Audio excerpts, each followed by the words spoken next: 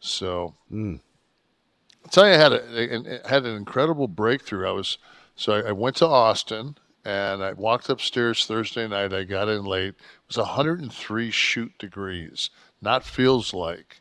It was 103 degrees at 8:05. So I got in and I was just tired from traveling. And I said, I'll get up and train chest in the morning. So I looked and I thought it was a Smith machine.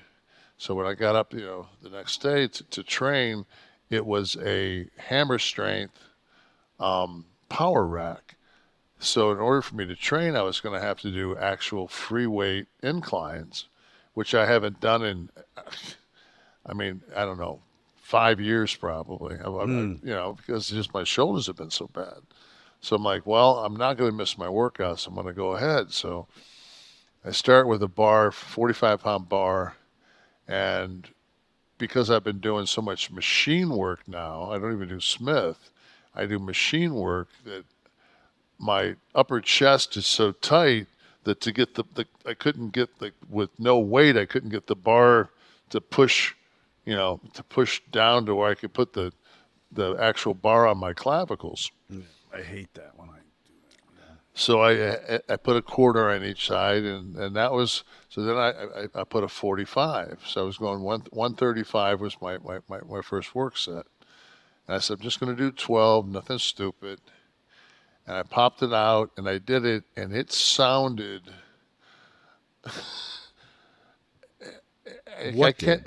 did? My shoulders, the sound of the popping and grinding of my shoulders was so loud that there was a guy in the gym, a young guy, he was a rigger that was setting up the lighting for the Jonas Brothers who were in town in Austin that night, and he's like, and I'm thinking to myself, this is loud because I'm hearing it in my head, Right. You don't and I realize hear it's the traveling. and I hear this, and I rack the fucking weight, and the guy goes, dude, what was making that noise? I said, oh, that was my shoulders.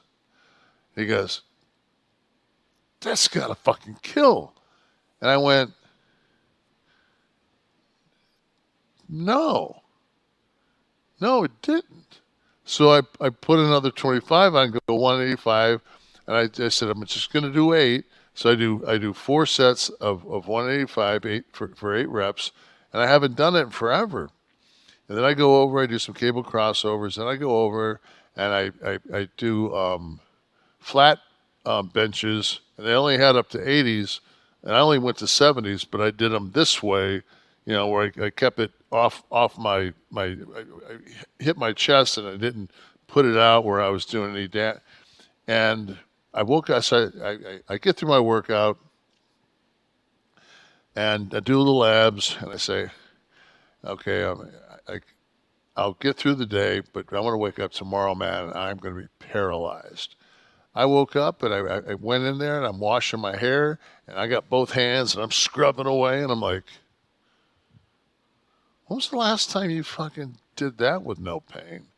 It's like, I don't know if I had scar tissue or That whatever. you What were breaking I out had to when have broken through. So today was chest day and I went to my normal machine that I've been doing. And the heaviest I go is around 235, 240. My second set was 250. I finished at 285 for 10 reps. And I'm like, A, I went to Bioaccelerator in May. This is my second time down there, my third time for stem cells. I went to Tijuana in between those. So this last round of Bioaccelerator stem cells has done wonders. I mean, absolutely. I mean, I don't know if you can. I mean, I got a white shirt on, but I mean, my shoulders are. I'm putting size on, which it's 64. I shouldn't be putting size on, and I haven't upped my dosage and testosterone or any of that shit because if I upped my dosage, I'd run out because I'm given the precise amount to get me for 12 weeks.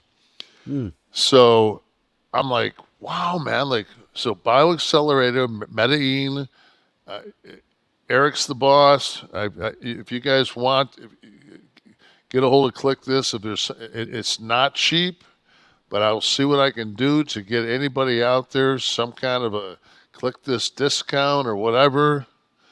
So it was just I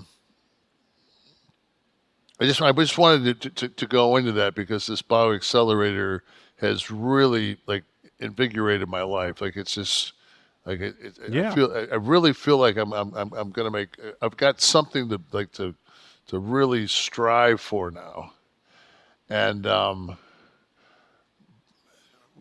forget how I got there. Well, I could build on that by for something to strive for and going with workouts and whatnot. Rocky Monroe asks you. He said, "I was listening to the Steve Austin podcast, and you talked about waxing your anus and how doing so would apparently silence your gas. Now I need to know."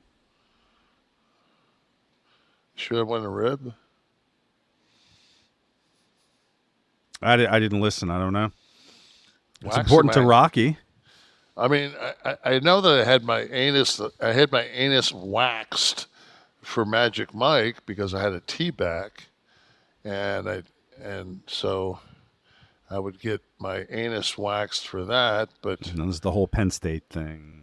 yeah, but I think that the last time I really got my anus waxed was at